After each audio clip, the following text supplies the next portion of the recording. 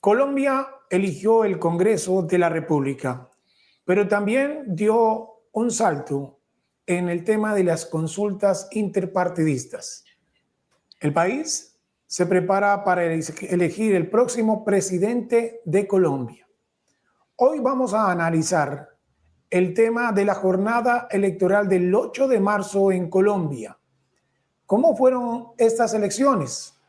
Muchas cosas raras en materia de opinión y decisiones que tuvieron el electorado, que tuvo el electorado para resaltar.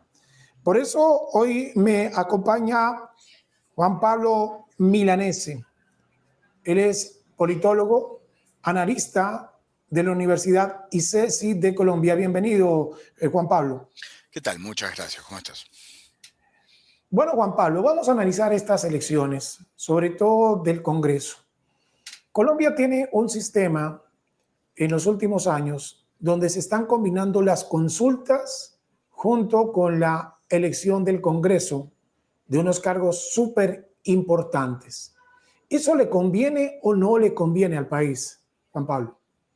A ver, creo que pensar en términos abstractos que le convenga o no le convenga, no sé hasta qué sentido, hasta qué punto tiene sentido en este caso particular. Creo que en términos generales es un buen mecanismo porque partimos del día de la elección legislativa, donde hay un número de personas razonablemente grande que participa y eso tiende a producir una suerte de arrastre de gente que está dispuesta a participar en cada una de estas consultas. Lo que sí evidentemente pasó en esta consulta comparado con lo que sucedió hace 4 años fue una participación mucho menor. Creo que en las consultas que se celebraron ayer solamente hubo una relevante en este caso particular, que fue la de los candidatos de derechas, por ponerlo de algún modo. Las otras dos en términos generales fueron irrelevantes y hubo una participación significativamente más baja que de una u otra forma respondió a un llamado estratégico por parte de la Presidencia de la República y por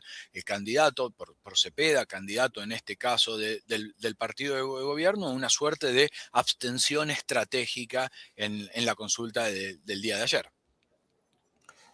Pero este abstencionismo se debe a qué? Pero también quería preguntarte, porque encontramos muchos votos nulos que hicieron también la diferencia. ¿Falta de pedagogía? A ver, la cuestión de la abstención yo creo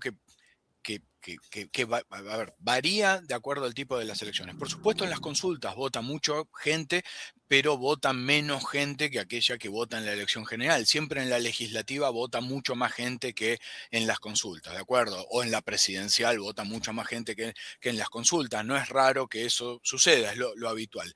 ¿Qué es lo atípico de ayer? Y que votó significativamente menos que en las anteriores, perdón, y eso de alguna manera tiene que ser parte del análisis que tenemos que hacer. Creo que una participación relativamente baja en las consultas es en parte victoria del gobierno nacional, porque el gobierno nacional llamó a no participar en la consulta. O sea que esa caída desde el punto de vista de la participación se le puede anotar entre comillas como un punto, por ponerlo de algún modo. Con respecto a la cuestión de los votos nulos, creo que tiene que ver en buena medida, pero esto es especulación, con el cambio del tarjetón electoral para las consultas. Hasta la elección de 2022, básicamente se establecía un tarjetón electoral para cada una de las consultas. Uno pedía el tarjetón de aquella en la que quería participar. Ahora todas las consultas estaban dentro del mismo tarjetón. En principio esto no debería ser un inconveniente grande porque es un tarjetón parecido al del Congreso y la misma racionalidad del voto en el Congreso debería aplicarse en la consulta, pero parece que sí produjo una cantidad de errores significativamente grandes. Ahora sí, haremos de los 3 ganadores de estas consultas. Usted dice primero el de la derecha, que es Paloma, que obtuvo una importante votación. Luego estuvo Claudia López de centro, pero también estuvo Roy Barreras. Comencemos con Roy. Él después en su discurso salió muy desafiante contra el presidente Gustavo Petro, donde está diciendo que hubo una fragmentación del progresismo. ¿Eso le aporta o no le aporta a la candidatura de Cepeda? A ver, es difícil calcularlo con tanta anticipación en este sentido, ¿de acuerdo? Y el punto es, era previsible que esto iba a pasar.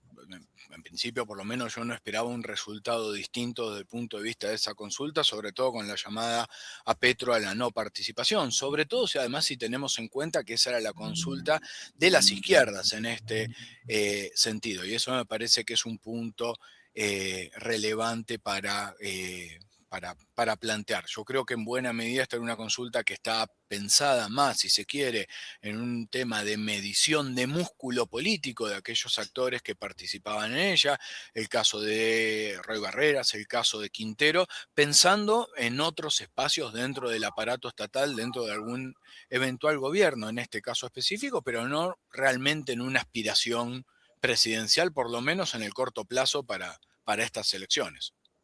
¿Cree que le hizo daño a la izquierda esa consulta de progresistas? No, creo que en términos generales es relativamente inocua, por ponerlo de algún modo, porque en principio lo que terminó prevaleciendo es la posición de Petro, que hoy es el principal protagonista de la campaña de la izquierda, y la posición de Cepeda como el candidato, con una particularidad que me parece que es importante para tener en cuenta, que es Cepeda hasta hoy es el candidato, pero el eje de la campaña es Petro. ¿De acuerdo? Creo que esa consulta le hubiese hecho más daño si le hubiese quitado protagonismo a alguno de los dos en este sentido, fragmentando el voto de la izquierda. Creo que en términos del resultado, Cepeda y Petro salen fortalecidos del resultado de la consulta. Ahora hablemos del centro. Claudia López ganó esa consulta. Pero si uno va un poco más allá, finalmente usted es el especialista, Juan Pablo, cuando uno ve los votos que obtuvo Juan Daniel Oviedo y él habla que impactó el centro, ¿eso tiene algún juego? ¿En realidad quien representa al centro es Claudia López o la votación que tuvo, a pesar de estar en derecha, que tuvo Juan Daniel Oviedo? A ver, y ahí creo que ahí hay un punto que es relevante. Creo que también esta otra consulta termina siendo estéril, termina siendo inocua desde el punto de vista político. Y el ganador del centro fue Oviedo en la consulta de derechas. ¿De acuerdo? Me parece que una parte significativa del voto del centro se movió en esa otra dirección y produciendo el 1.200.000 votos de Oviedo en este caso particular, que es una votación extraordinaria. No obstante, creo que acá hay que señalar un punto importantísimo, que es el siguiente, que es una votación que Oviedo saca fundamentalmente en Bogotá, ¿de acuerdo? Saca votos en el resto del país, pero la proporción más grande está claramente concentrada en Bogotá y ese es un primer punto relevante para señalar. Y el segundo es que Oviedo, en las primeras declaraciones que da después de la consulta de ayer, se baja muy rápidamente de ese barco, ¿de acuerdo? Y creo que eso es interesante para tener en cuenta, porque lo que Oviedo señaló abiertamente, después de que ya había datos lo suficientemente sólidos como para ir viendo los resultados, que su aspiración no era la vicepresidencia, su aspiración era a la alcaldía de Bogotá. O sea que lanzó ayer su campaña a la alcaldía de Bogotá para el año que viene. Y fíjense que acá hay un punto que es importante para tener en cuenta. Él se identificó con votos de centro y se despegó de los votos de derecha. Y eso, pensando en la cuestión de la alcaldía de Bogotá, es crucial. Eso me parece que es importantísimo para tenerlo presente, porque si bien la elección presidencial se está definiendo más en un escenario de izquierdas y derechas en las últimas elecciones, la alcaldía de Bogotá, la elección tiende mucho más hacia el centro y se nota que Quintero es eso a lo que le está apostando. Y que ha demostrado que Bogotá tuvo un gran golpe de voto de opinión. Sí, en este caso dirigido a Quintero. Ahora, fíjense que también me parece que esto es interesante para tener en cuenta. En la consulta tendió a volcarse hacia el centro, en la elección legislativa tendió a volcarse hacia la izquierda con un muy buen resultado del pacto histórico. Y con una particularidad que también de alguna manera se viene reproduciendo desde el punto de vista de las elecciones en Colombia, que es ciudades como Bogotá y como Cali, que tienen comportamientos similares, mucho más similares al del el resto de las grandes ciudades, como pueden ser los casos de Medellín o Barranquilla, donde hay de alguna manera grupos políticos mucho más intensamente establecidos, pero donde, no obstante eso, el pacto histórico creció significativamente en esta última elección. Colombia ya se prepara para la primera vuelta para elección presidencial. Y en realidad ya están los candidatos. Ahora es otro nivel. Ya se presentaron las consultas, pero también viene un tema de qué va a pasar en esa primera vuelta. Abelardo de la Espriella, dentro de las encuestas, está entre los favoritos, igual que Manuel Cepeda. Pero ahora Paloma Valencia va a jugar un punto muy importante. La semana pasada hablaban inclusive Abelardo de la Espriella que iba a esperar estos resultados. ¿Qué podría pasar cuando existe esta votación tan alta que obtuvo la derecha? A ver, yo creo que indiscutiblemente posiciona muy bien a Paloma Valencia, ¿de acuerdo? Y acá hay un punto que es importante. Yo la otra vez hablaba con alumnos míos en la universidad y me preguntaban justamente en el caso cómo podía cuajar la candidatura de Paloma Valencia. Yo decía que con la distancia que de la Espriella le había quitado dentro del segmento de votantes de derecha, le tenía que salir todo bien para poder disputarle la, el predominio dentro de ese espacio específico. Y claramente el primer paso le salió muy bien, que fue el de el resultado de la consulta en este caso particular. Es decir, lo que sucede con la consulta de la derecha en este caso particular, más que la capacidad de la derecha de disputar la elección general, que puede pasar, pero creo que esta consulta todavía no nos ofrece información sobre esa cuestión específica, lo que hace es abrir el panorama dentro de la consulta derecha. Por supuesto, para la elección presidencial faltan 2 meses, todo puede cambiar dentro de ese lapso de tiempo, pero todo indicaría que Cepeda ya está en la segunda vuelta. La duda ahora es quién pasaría a disputarle la segunda vuelta. Hasta hace unos días era muy claramente de la Espriella. Hasta ahora el escenario cambia notablemente con los 3 millones y pico de votos que sacó Valencia en este caso particular. Creo que también produce otros escenarios interesantes. Tengo la impresión que la disputa en esta primera parte hacia la elección presidencial no va a ser una disputa izquierda-derecha, sino que va a ser una disputa dentro de la misma derecha. ¿De acuerdo? Creo que va a estar más caliente la disputa de los votos dentro de los dos candidatos de derecha, de las Espriella y Valencia en este caso específico, que entre ellos y Cepeda. ¿De acuerdo? Y creo que acá también se produce un fenómeno interesante, que es hasta ahora Cepeda tuvo un perfil muy bajo desde el punto de vista de la campaña. La campaña de izquierda la viene haciendo fundamentalmente Petro y no Cepeda. Un poco la impresión era que después de la consulta Cepeda iba a ganar protagonismo, pero probablemente en un escenario de este tipo Cepeda puede mantener un perfil más bajo mientras los candidatos de derecha se pelean entre ellos. Y ahora los determinantes. ¿Qué va a pasar con Álvaro Uribe y con Gustavo Petro, quienes van a determinar realmente lo que viene ahora para la presidencia de la República en Colombia? ¿Qué movimientos podrían tener? A ver, yo creo que la posición de Petro es más simple, ya tiene su candidato, ¿de acuerdo? Y ese es un punto importante para tener en cuenta. Creo que Petro va a seguir teniendo un rol protagónico en la campaña por muchas razones. Una de esas razones es que estar en la presidencia le da una visibilidad pública notablemente mayor que los demás. En segundo lugar, es mucho más carismático que Cepeda y esa no es una cuestión menor para tener en cuenta en este contexto. Entonces creo que va a seguir siendo el actor protagónico de la campaña. Además hay un punto que me parece importante.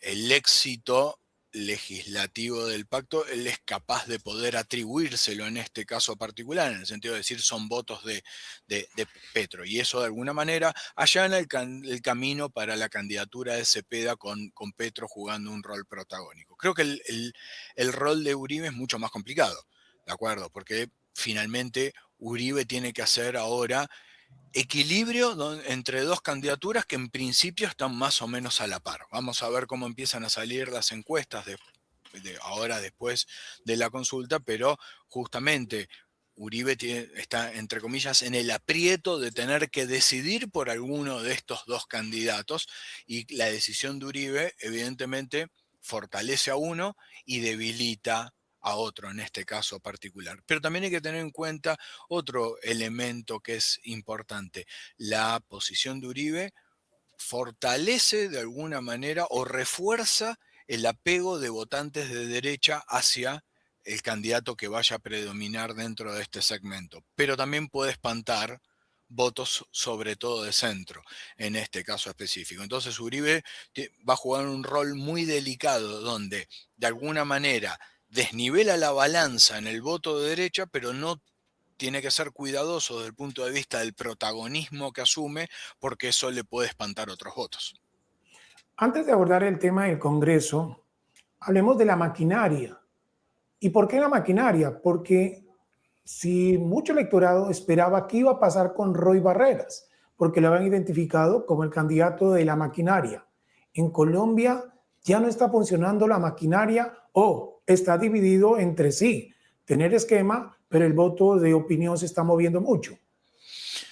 A ver, yo partiría de una premisa que es, creo que en términos generales, en el debate público, y asocio esto también a una parte significativa del periodismo, se sobreestima el impacto de las maquinarias. Y creo que en muchas oportunidades se sobreestima el impacto de las maquinarias porque no se sabe bien cuándo las maquinarias importan y cuándo las maquinarias no importan. Y acá me parece que hay un punto importante para resaltar, es que cada vez más, y esto no es un fenómeno nuevo, ya viene sucediendo desde hace unas cuantas elecciones, en las elecciones de naturaleza uninominal, es decir, donde se elige un solo candidato, las presidenciales, las consultas, las elecciones a alcaldías, incluso a gobernaciones, en los distritos más grandes del país, las maquinarias pesan cada vez menos. Los votos en este tipo de elecciones son cada vez más espontáneos, donde el elector termina eligiendo más espontáneamente por quién vota en este caso particular. Por el contrario, las maquinarias siguen teniendo un peso mucho más grande en las elecciones legislativas y en las elecciones locales, sobre todo de los distritos más pequeños en este sentido. Entonces, me parece que no hay que confundir lo que ha sucedido con que las maquinarias no importan, sino que las maquinarias importan en determinado tipo de elección y no en otras. Y esto yo lo planteo en términos de investigaciones que venimos realizando en la universidad, por ejemplo, entrevistando intermediarios que son parte de estas maquinarias. Ellos nos han dicho muy claramente que ellos son capaces de mover votos para sus propios candidatos, pero cada vez tienen menos capacidad de endosarle votos a terceros, de ponerle los votos a terceros. Y este no es un fenómeno nuevo, es un fenómeno que ya viene sucediendo en las últimas 2 décadas. Juan Pablo, usted lo ha dicho, se han hecho investigaciones, lo ha hecho con la universidad, por eso quería hacer esa conexión entre lo que fue el tema de Roy Barreras y ahora sí entro al Congreso de la República. Unos resultados donde vimos candidatos, muchos que sin maquinaria, sobre todo vi uno en Bogotá, que haciendo contenidos que tenían valor, que identificaban al ciudadano, a las problemáticas del país, obtuvo una alta votación. Pero también vimos candidatos influenciadores que pensaban que con sus millones de seguidores iban a obtener votos, o otros que porque eran de descendencia, de familia, o su padre o su madre ya habían pasado por el Congreso, iban a tener asegurado, o los que no repitieron porque la gente tuvo la percepción de que cuando estuvo ahora en el Congreso no dio la capacidad suficiente de reacción de lo que necesitaba el ciudadano. Y ahí es donde quiero ahondar un poco más con usted, Juan Pablo Milanese, es esa combinación entre la maquinaria, que siempre la encuentra en las legislativas, pero también en tener un voto inteligente que se vio de alguna manera, no en un alto porcentaje, en estas elecciones. A ver, sobre la cuestión de la maquinaria, y cierro lo anterior en términos de las elecciones presidenciales, no digo que es irrelevante, no importa. Lo que digo es que no se puede ganar exclusivamente a punta de maquinaria. ¿De acuerdo? Las maquinarias son importantes a la hora de sumar votos. ¿De acuerdo? Pero no son siempre decisivas. Y acá hay que hacer una diferenciación desde el punto de vista de las elecciones ejecutivas de las elecciones legislativas. Las elecciones ejecutivas son elecciones donde yo tengo que apuntarle al grueso del electorado. Por el contrario, las elecciones legislativas son elecciones de nicho. ¿De acuerdo? Y eso me parece que es importante tenerlo presente en este caso. Es decir, cuando hablamos de las elecciones legislativas, ganan todo tipo de candidatos. Ganan candidatos de maquinarias, ganan candidatos de más de opiniones o votos espontáneos, ganan influencers, pero también ganan otros tipos de candidatos en estos casos particulares. Y eso es razonable que pase en una elección legislativa, por ejemplo, la del Senado, donde no hay un asiento como pasa en la presidencia, sino que hay 100. Ahora sí, ¿cómo quedó el Congreso? ¿Quedó equilibrado de alguna manera? Izquierda, derecha, un centro que sea como el eje para determinar algunas decisiones dentro del Estado. A ver, el Congreso en primer lugar, creo que el primer punto que hay que resaltar en este caso específico es que queda altamente fragmentado. ¿De acuerdo? Y eso mantiene la tendencia de lo que viene sucediendo en Colombia durante las últimas décadas. ¿De acuerdo? No es una tipicidad. Los congresos colombianos están altamente fragmentados. Y fíjense un punto que me parece que es importante para tener en cuenta. Los partidos que más asientos sacan, por ejemplo, sacan el 25% de los asientos. Eso está lejísimos de una mayoría. Es decir, las mayorías en Colombia no se arman con partidos, sino con coaliciones partidarias, en este caso. Y es un primer punto y eso no va a cambiar. Es decir, no importa quién llegue a la presidencia, para poder gobernar va a tener que hacer coaliciones con un montón de otros actores.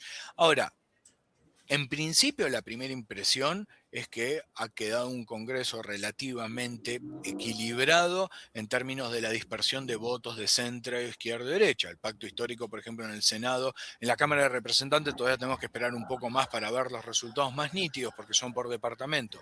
Pero en el Senado el pacto histórico tiene 25 asientos, el Centro Democrático estaría en 16 y 17 asientos, pero también habría que sumar a ese segmento los asientos del Movimiento de Salvación Nacional, que está a la derecha del Centro Democrático, y después hay un montón de partidos que oscilan más en el centro, moviéndose un poco más a la derecha, algunos hacia la izquierda, otros. Pero muchos de esos otros partidos que yo estoy mencionando son esos partidos que se vuelven como pivot desde el punto de vista de lograr gobernabilidad. Y cuando digo pivot en este caso particular, son los que terminan formando las coaliciones en este caso. Y bueno, el Congreso en principio sigue teniendo la misma composición, a ver, no exactamente la misma, pero una estructura más o menos similar a los que fueron los mismos congresos, que lo que implican es que todos los gobiernos pueden armar coaliciones, pero que armar coaliciones tiene muy altos costos de transacción. Tengo que transar con muchos recursos de poder para convencer a esos partidos entren en la coalición. Eso significa que el próximo presidente de Colombia tendrá que hacer buenas coaliciones para reformas. Inclusive he escuchado el tema de una constituyente. Le tocará muy fuerte al próximo presidente si quiere llevar a cabo o constituyentes o reforma o evitar una constituyente, porque le va a tocar unir fuerzas. Bien, el punto es si eso de alguna manera es el reflejo de lo que pasó con Petro, más allá de un primer año donde puedo pasar las reformas que planteó como consecuencia de la docilidad del Congreso. Una vez superado ese primer año, entre comillas, fácil, lo que se encontró es un legislativo que le exigía un montón de transacciones para poder tomar decisiones políticas, ¿de acuerdo? Y eso le pasó a Petro, le pasó anteriormente a Duque, le pasó anteriormente a Santos 2 veces, a Uribe 2 veces, ¿de acuerdo? Y esa es de alguna manera la tónica de cómo se toman las decisiones políticas desde la presidencia colombiana. Indefectiblemente hay que apostarle a las coaliciones porque nadie es mayoritario desde el punto de vista del apoyo legislativo, y eso por supuesto tiene una tarifa en términos de gobernabilidad que en un escenario de alta fragmentación tiende a ser alta. Para ir cerrando, Juan Pablo Milanesi, quisiera recordarle a todos nuestros suscriptores, especialmente a los colombianos que viven dentro y fuera de nuestro país, es que hasta el próximo 31 de marzo existe la posibilidad de inscribir las cédulas para presidencia de la República. Lo pueden hacer en registradurías o si quieren cambiar de sitio de votación, lo pueden hacer, y lo mismo en los consulados. Pero seducir a ese votante es difícil porque cada vez uno ve el abstencionismo, la apatía. ¿Qué se necesita en Colombia para llamar más la atención para que la gente vote? ¿Sería interesante abordar el tema del voto obligatorio? A ver, el punto es, yo creo que también la cuestión de la abstención electoral en Colombia hay que saber matizarla. Y digo que hay que saber matizarla por una cuestión fundamental. Normalmente pensamos en los niveles de participación en Colombia basándonos en lo que sucede en las elecciones presidenciales y con un fuerte sesgo urbano, por ponerlo de alguna manera. ¿Por qué? Porque son los grandes centros urbanos los que más pesan sobre este tipo de elección. Pero fíjense un punto que es importante para tener en cuenta. Mientras que en las elecciones para congresos, en las elecciones presidencial suele participar entre el 50 y el 65% del electorado, cuando vamos a las elecciones locales los niveles de participación aumentan notablemente y suelen no bajar del 65%. ¿De acuerdo? Y en muchas regiones del país la participación es superior al 80-90% en este caso particular. Y ese me parece que es un punto importante para tener en cuenta. Especialmente, ¿por qué pasa eso? Porque las maquinarias en las elecciones locales juegan un rol notablemente importante movilizando más gente. Pero desde mi punto de vista no estoy tan seguro que sea el voto obligatorio lo que pueda resolver ese problema, porque el voto obligatorio lo único que podría resolver el problema de la abstención, pero podría producir un problema nuevo que es, no sé, un voto en blanco extraordinariamente alto, por ejemplo. Te agradecemos mucho por tu tiempo, Juan Pablo Milanese. Él es investigador de la Universidad de ICESI. Lo vamos a estar molestando durante estos próximos meses cuando vamos a definir en Colombia quién va a ser el próximo presidente de nuestro país. Muchas gracias, Juan Pablo. Con mucho gusto y muchas gracias por la invitación. Y gracias a nuestros suscriptores por estar muy atentos a todo este tema de geopolítica de Latinoamérica. Vamos a seguir abordando el tema de Colombia, porque como les digo, entramos en una recta final de quién va a decidir y quién va a ser el próximo presidente de Colombia. Gracias por suscribirse, gracias por compartir y sobre todo, los vemos en los comentarios. Es muy importante leerlos para saber cuáles son sus temas de interés. Hasta la próxima.